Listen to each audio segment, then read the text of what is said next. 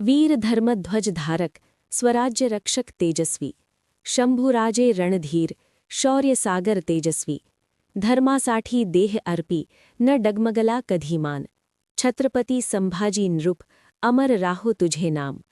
छत्रपति संभाजी महाराज की जय। छत्रपति संभाजी महाराज की सच्ची कहानी। छत्रपति शिवाजी महाराज के सबसे बड़े पुत्र छत्रपति संभाजी महाराज एक वीर, विद्वान और स्वराज्य के सच्चे रक्षक थे। शिवाजी महाराज की मृत्यु 1680 ईस्वी में उन्होंने मराठा साम्राज्य की बागडोर संभाली।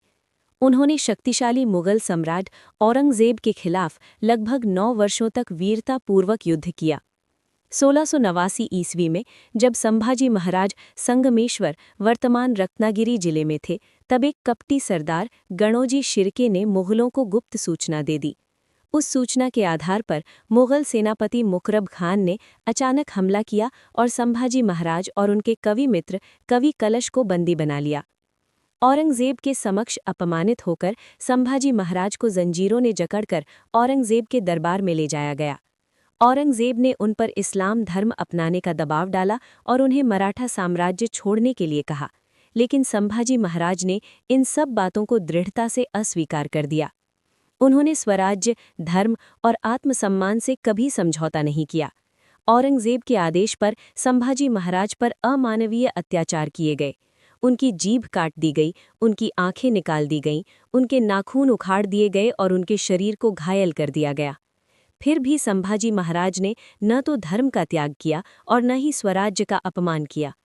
कवि कलश को भी इसी तरह यातना देकर मार डाला गया।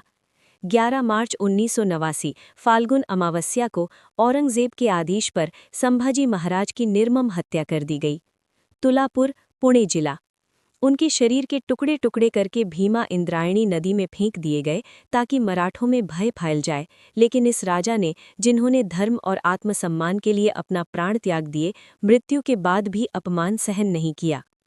इतिहासकारों और लोक परंपरा के अनुसार तुलापुर वधू क्षेत्र के बहादुर ग्रामीणों ने ये अत्यंत जोखिम भरा कार्य किया। जब मुगल सेना पास ही में तैनात थी, तब भी कुछ ग्रामीण रात के अंधेरे में नदी किनारे गए और संभाजी महाराज के शरीर के टुकड़े एकत्र किए।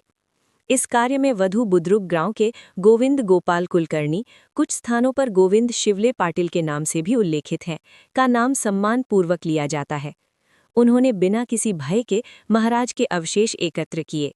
इस कार्य को करने पर मृत्युदंड निश्चित होते हुए भी उन्होंने अपने धर्म और कर्तव्य का त्याग नहीं किया। हम सभी छत्रपति शिवाजी महाराज को एक बार फिर नमन करते हैं।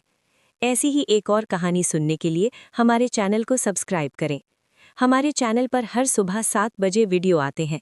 इनमें तथागत गौतम बुद्ध की जीवनी से संबंधित वीडियो दिखाए जाते हैं, इसलिए सभी को वीडियो अवश्य देखना चाहिए। धन्यवाद।